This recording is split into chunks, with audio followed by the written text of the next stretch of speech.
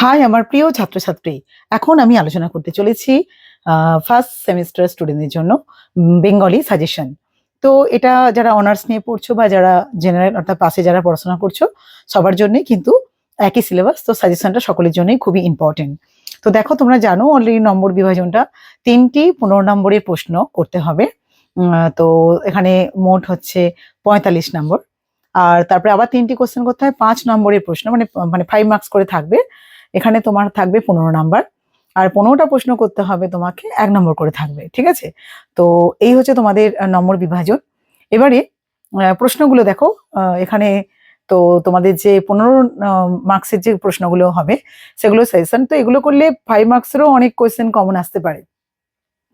দেখো, প্রথম প্রশ্ন, মিথিলার কবি বিদ্যাপতিকে বাংলা সাহিত্যের ইতিহাসে অন্তর্ভুক্ত কারণ দেখিয়ে বাংলার বৈষ্ণব পদাবলী তার অবদান বিচার করো।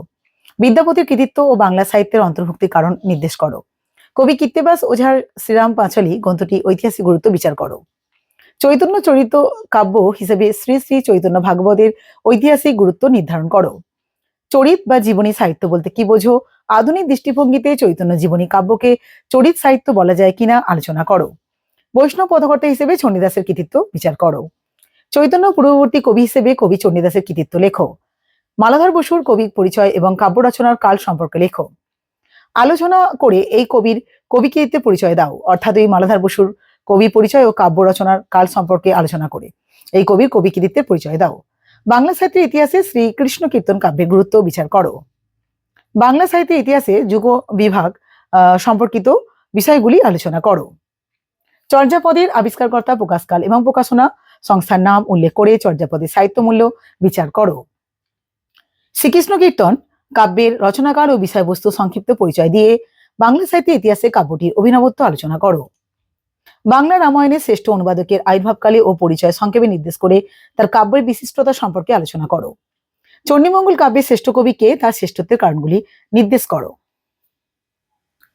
তো একেবারে যে প্রশ্নগুলো আমি ডিসকাস করে দিচ্ছি তোমাদের যে 15 মার্কস বা 5 মার্কসের সবের মানে জন্যই কিন্তু মানে গুরুত্বপূর্ণ, আমি আলাদা করে করে আর করিনি। তোমরা মোটামুটি যে যে প্রশ্নগুলো বলছি এগুলো উত্তরগুলো করে যাবে, ঠিক আছে?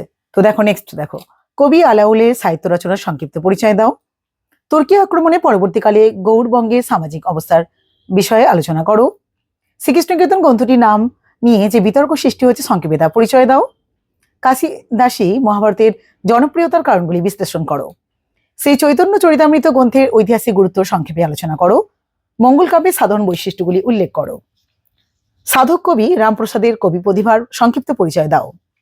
এখানে টিকা হিসেবে দেখো যে বাংলা সাহিত্য যুগ বিভাগ, এটা বড় কোশ্চেনের মধ্যেও আছে কিন্তু, ঠিক আছে?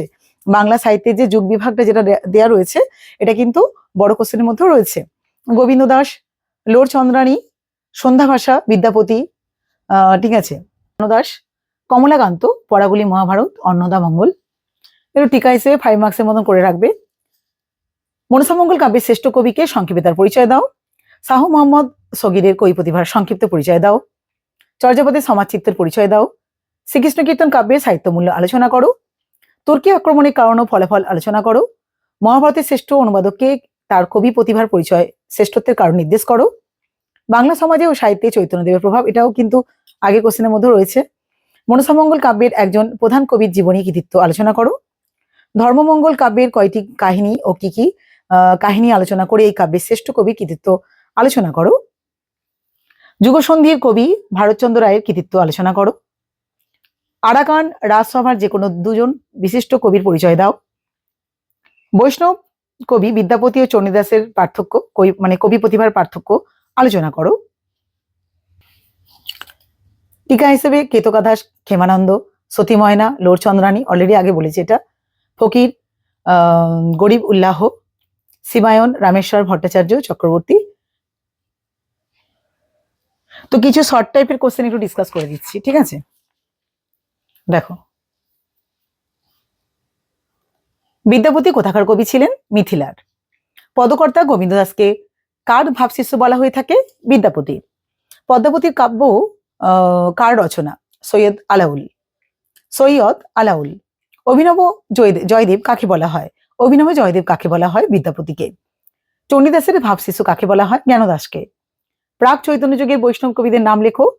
প্রাক চৈতন্য যুগের বৈষ্ণব কবিরা হলেন জয়দেব, বিদ্যাপতি, চণ্ডীদাস প্রমুখ। চৈতন্য পরবর্তী যুগের বৈষ্ণব কবিদের নাম লেখো।